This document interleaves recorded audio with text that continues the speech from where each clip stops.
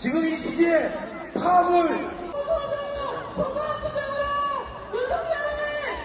대학생이 똘똘 뭉쳐 윤석열탄을 만들자!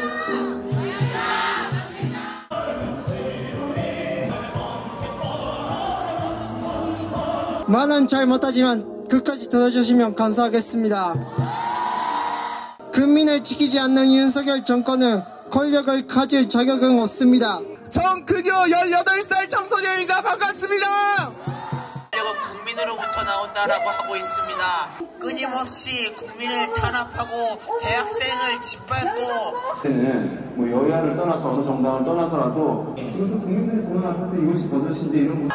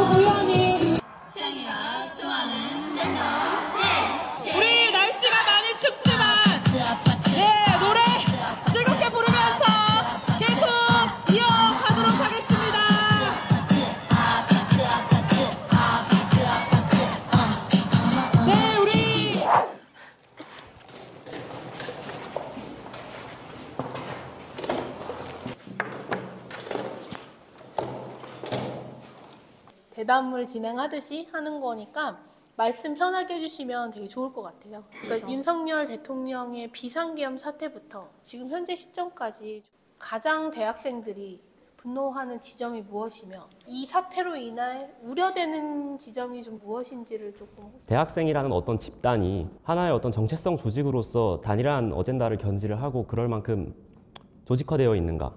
저는 그 상태까지가 아니라고 생각을 하거든요. 대학생 전체를 대표해서 얘기할 수는 없고 일단 제 의견을 그래서 말씀을 드리겠습니다. 그래서 분노하는 지점은 국민의힘이에요. 네, 그래서 국민의힘에 분노를 하고 있어요.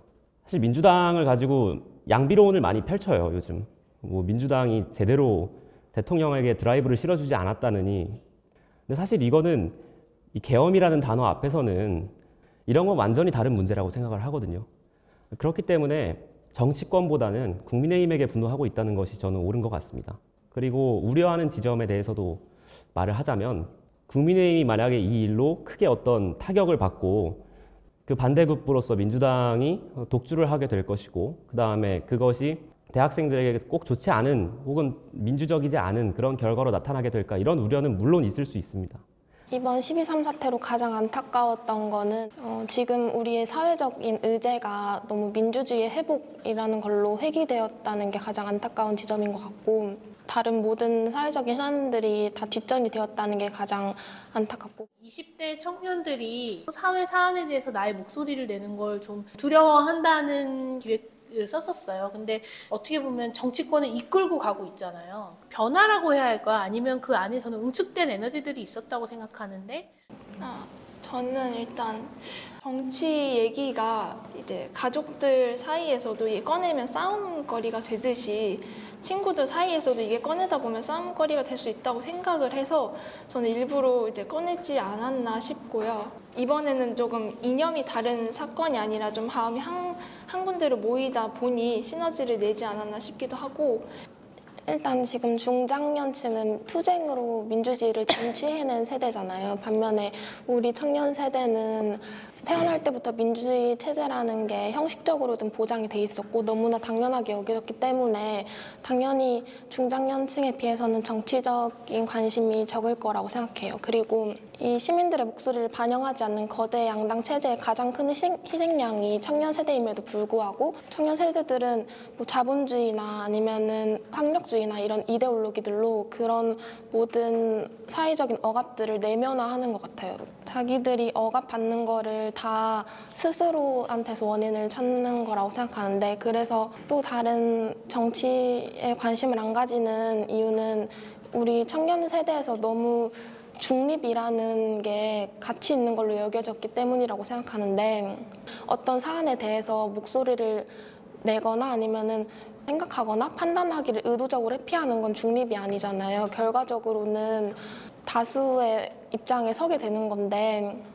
제가 봤을 때는 지금 20대 혹은 대학기관에 퍼져 있는 핵심적인 어떤 정서는 탈정치인 것 같아요. 탈정치의 저는 본질이 어떤 일상과 정치를 나눠놓는 거라고 생각을 하거든요. 근데 사실은 일상과 정치는 불가분합니다. 제가 이곳에 인터뷰를 하기 위해서 대중교통을 이용을 했는데 그 대중교통도 끊임없이 파업을 하고요. 그 다음에 제가 학교에서 학식을 먹어도 그 급식 노동자분들의 어떤 노고가 있고요. 지금 아주대학교 제가 다니는 학교는 청소노동자분들이 또 시위도 하고 있어요. 한 달에 식대를 8만 원밖에 받지 못하기 때문에. 아무튼 이런 식으로 일상과 정치는 본질적으로 불가분합니다. 모든 것이 정치적이고 정치적이지 않은 게 없다고 할 수 있죠. 근데 그게 청년들에게 꽤 많이 먹혔다고 생각을 합니다. 그렇기 때문에 저희가 이런 문화를 가지고 있는 거겠죠. 탈정치라는 문화를. 그렇지만 어떤 시점이 되면은 어느 시점에 정치가 우리를 찾아옵니다. 세월호 아니면 이태원 참사, 그다음에 이번 계엄령 같은 것들이 대표적이라고 저는 생각을 합니다. 정치가 이 차폐막을 뚫고 일상으로 침범하는 때들이 옵니다. 그러면 우리는 답을 할 수밖에 없는 상황에 놓이게 된다고 저는 생각을 해요.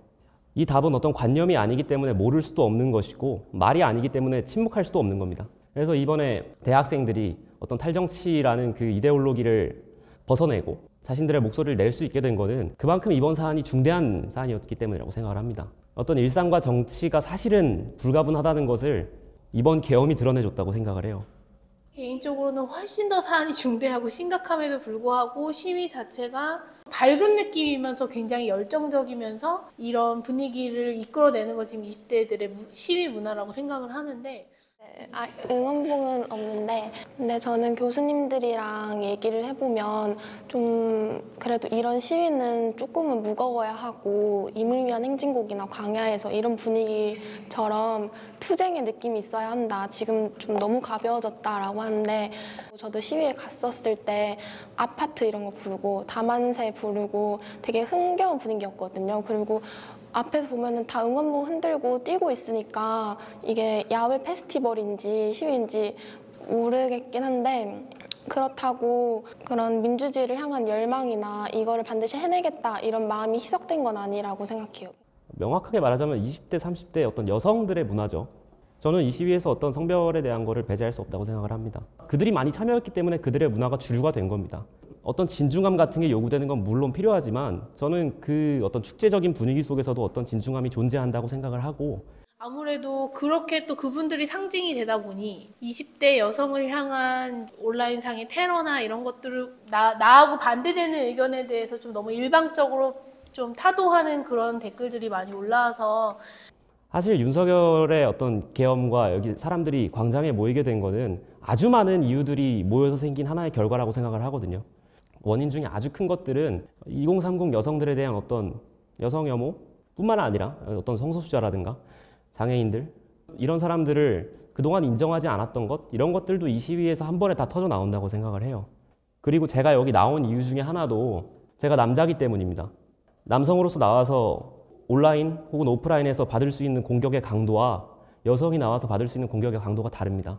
저도 계속 사회가 남녀 갈등 몇 년 전부터 계속 지속되어 왔지만 지난 대선 때 엄청 터졌잖아요. 그 이후로 어떤 사건이 있든 다 남녀 갈등으로 연결이 되는 것 같아요. 근데 남녀 갈등으로 연결이 되면 본질이 되게 흐려지는데 당장 동덕여대 사안만 봐도 남녀 갈등이 더 심화된 그런 원인이 되기도 했고 저는 사회학과인데 사회학과는 사회적인 의제 관련해서 되게 토론을 많이 하는 학과거든요. 근데 남녀 갈등이 조금 더 부상하기 시작할 때는 선배들이 엄청 토론을 열심히 했대요. 막 몇 시간 하고. 근데 이제 이게 너무 혐오로 번지고 너무 예민한 사안이 되다 보니까 오히려 토론을 이게 진행이 안 된대요. 왜냐면 말을 안 하려고 해서.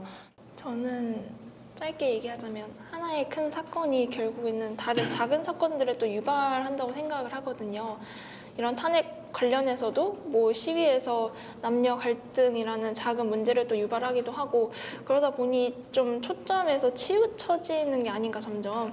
제가 마지막으로 여쭤볼 질문은 20대 청년들이 어쨌든 주도하는 정치 변화가 저는 시작이 됐다고 생각을 하는데 청년들이 어떻게 더 이걸 발전시켜 나갈 수 있을까 부분은 혹시 전 일단 아까 말했던 그 일상과 정치가 불가분하다는 것을 일단 청년들이 먼저 인식해야 된다고 생각을 하고요.